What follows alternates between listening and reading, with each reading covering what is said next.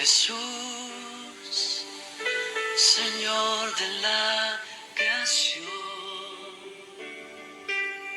siendo en forma de Dios. Dios les bendiga, hermanos. Este es un domingo especial. Es el domingo 10 de enero del 2021. Y en el calendario litúrgico es una fecha especial, pues recordamos o celebramos el bautismo de nuestro Señor Jesucristo. Así que nuestra base bíblica es en el Evangelio según San Marcos, capítulo 1, los versículos del 4 al 11. Y el tema de nuestra reflexión es: tú eres mi Hijo amado. La iglesia celebra este día de manera especial, o ha celebrado de manera especial.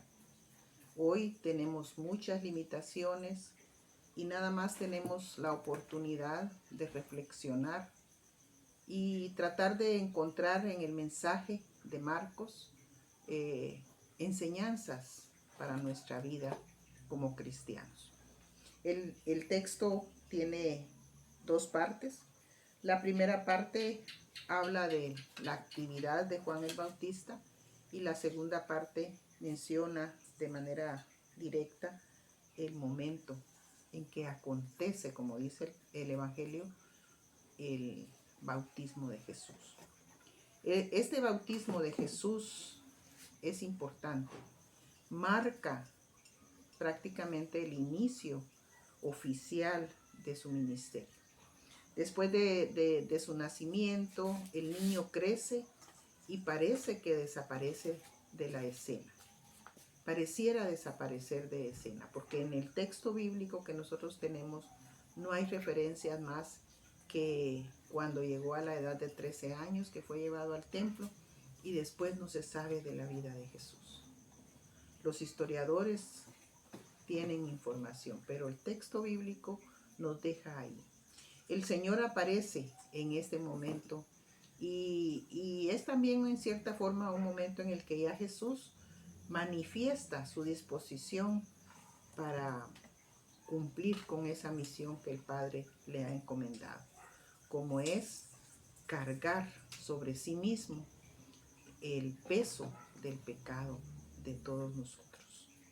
Y Él, que es sin pecado, se acerca a donde Juan el Bautista está realizando su ministerio. Para Marcos es importante en este evento resaltar lo que leemos en los versículos 10 y 11, es decir, esa naturaleza divina de Jesús.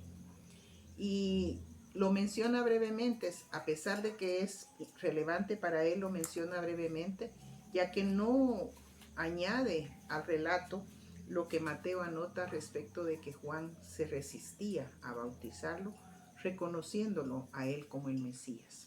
Entonces vamos a analizar o a reflexionar en este pasaje tomando en cuenta lo que acabo de decir. En primer lugar, que se marca el inicio del ministerio terrenal de nuestro Señor Jesucristo y también ese momento de su bautismo que nos deja también una enseñanza.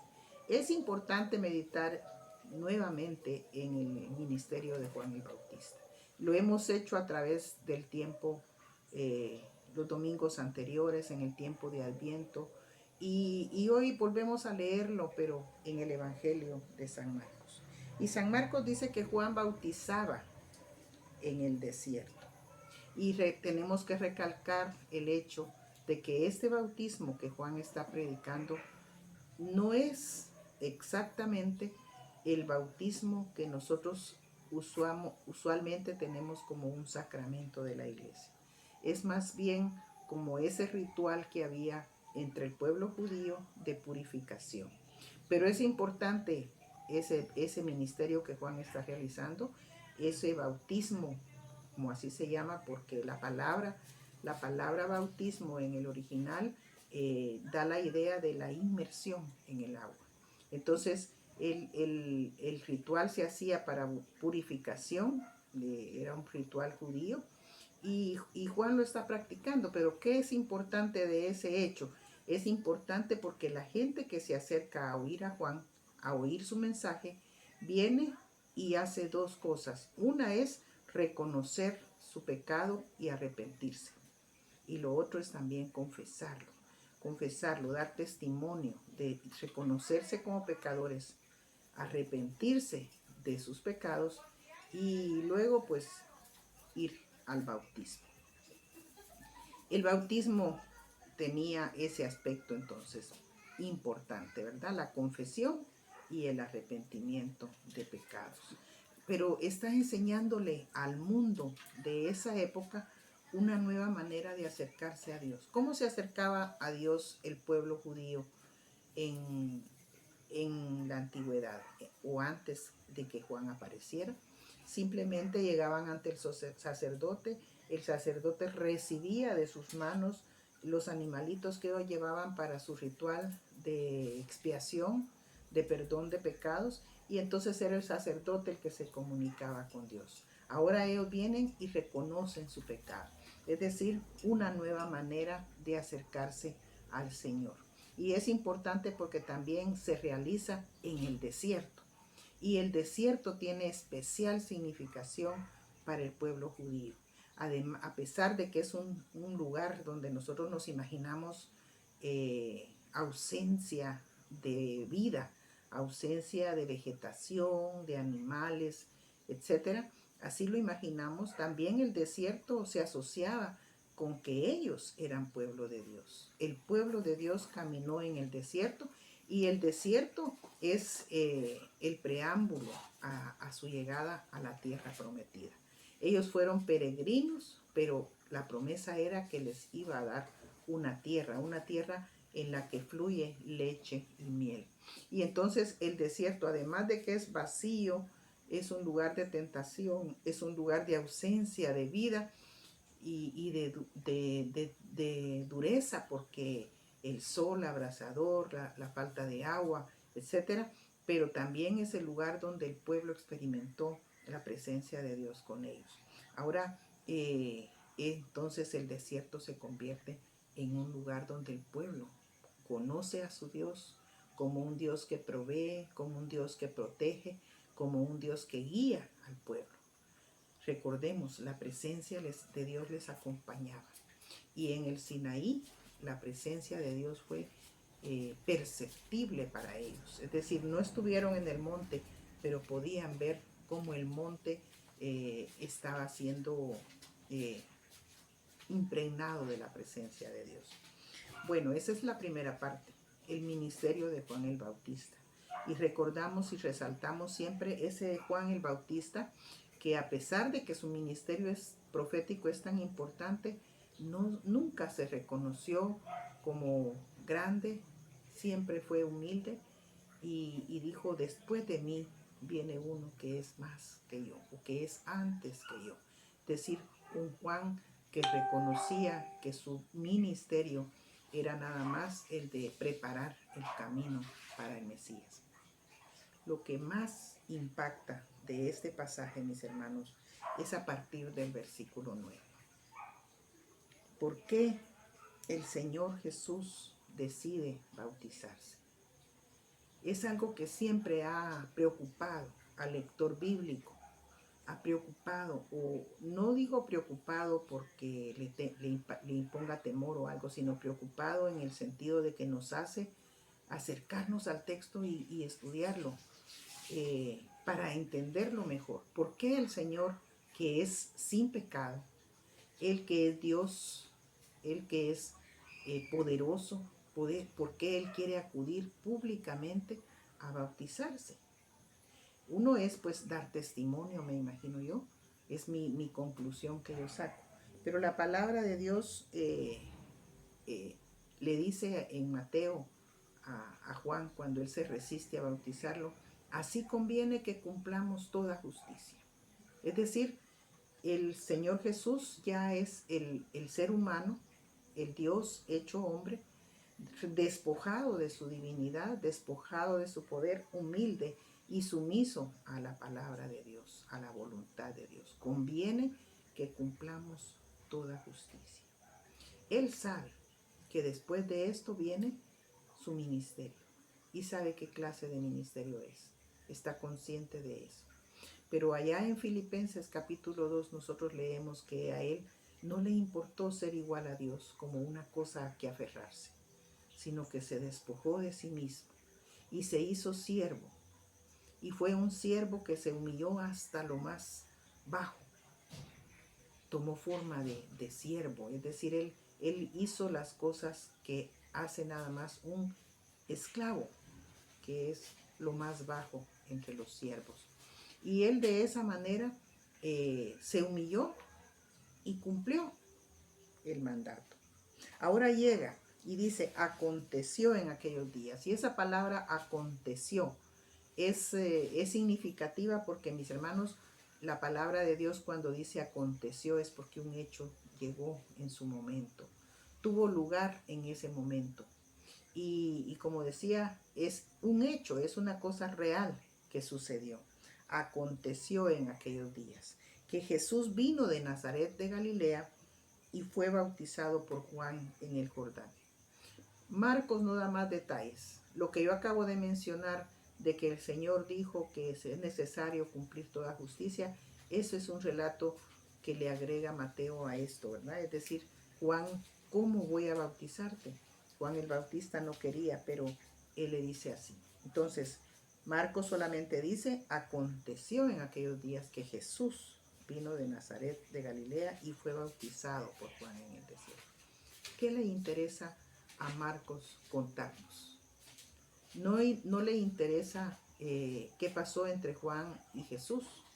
Le interesa lo que viene en los versículos 10 y 11. Esos dos versículos le dan a Marcos el motivo para también él incluir en su relato este hecho especial. Dice, y luego, porque Juan dice fue bautizado, ya pasó, pero dice, y luego, cuando subía del agua, vio abrirse los cielos y al Espíritu como paloma que descendía sobre él. Es Jesús. Jesús vio abrirse los cielos y al Espíritu que descendía en forma de una paloma sobre él. Y vino una voz de los cielos que decía, tú eres mi Hijo amado, en ti tengo complacencia. Este abrirse los cielos, ver al Espíritu manifestarse sobre Jesús en forma de paloma, y la voz desde los cielos se repite en otro texto más adelante donde se da la transfiguración, solamente que la expresión que se oye es diferente. Aquí la voz se dirige a Jesús, tú eres mi Hijo amado, en ti tengo complacencia. En otras versiones dice, en ti me complazco. Entonces, pero en la transfiguración, la voz se dirige a los que están presenciando la transfiguración, ese momento en que el Señor fue visto glorificado, con un cuerpo glorificado. Y a ellos les dice, este es mi Hijo amado. Es decir, está hablando en tercera persona. Aquí está hablando en segunda persona, dirigiéndose a Jesús. Tú eres mi Hijo amado. Pero cuando está en la transfiguración dice, este es mi Hijo amado. Y entonces, ¿eso qué importancia tiene? Nosotros tenemos que entender que en primer lugar, como les decía al principio, es la confirmación de la naturaleza divina de Jesús. No es el que viene de Galilea, no es el hijo de José y María, no es el Galileo, el que con todo el mundo conocía, es el Hijo de Dios. Cuando dice, tú eres mi Hijo amado, la palabra hijo está escrita con letra inicial mayúscula. Eso da la indicación de que se está refiriendo al unigénito Hijo del Padre. Entonces, en primer lugar, este acontecimiento, esa visión que tuvo Jesús y que pudieron percibir los que estaban cerca, dice, Se abren los cielos, el Espíritu desciende como paloma sobre Jesús y la voz confirma que Él es el Hijo unigénito del Padre. Es confirmación de su divinidad. Aclara el hecho de que Jesús es el Mesías prometido, de quien habla Juan el Bautista, a quien anunciaba Juan el Bautista. Está ahí. Y por eso esta lectura de este domingo trae el hecho del bautismo. Y cuando nosotros leemos esto, mis hermanos, vemos que ese esfuerzo del calendario cristiano por estar insistiendo en el ministerio de Juan el Bautista, indicando cómo era Juan, cómo andaba vestido Juan, qué decía Juan, cuál era el anuncio que daba, es porque esto es importante. Es importante para que más adelante no se cuestione el ministerio del Señor Jesús. Es que, como dice alguien, de Nazaret puede venir algo bueno, ¿verdad? Y entonces tienen que ver la manifestación de la gloria de Dios para poder decir, sí, verdaderamente tú eres el Hijo de Dios. Es decir, las referencias a Juan el Bautista nos han llevado por ese camino. En esta semana, más que todo, nosotros el 6 de enero nos recordamos también de esa manifestación de Jesús a los magos que venían de Oriente. Es decir, la gente de aquel tiempo estaba ya viendo aparecer al Mesías. La iglesia hoy sabe toda esta historia, todo este relato, que cada año damos como un ciclo, ¿verdad? En el cual volvemos al inicio, a este camino que Jesús está iniciando. Y nosotros vamos a seguir en el transcurso del año calendario viendo el ministerio de Jesús, que de aquí en adelante ya es oficial. Ya Él es Mesías, declarado por Dios como el Mesías, como su Hijo unigénito. Y es a Él al que nosotros adoramos. Gracias a Dios por la venida de Jesús, gracias a Dios por su ministerio, que es el que sostiene hasta el día de hoy a la iglesia. Dios les bendiga, mis hermanos.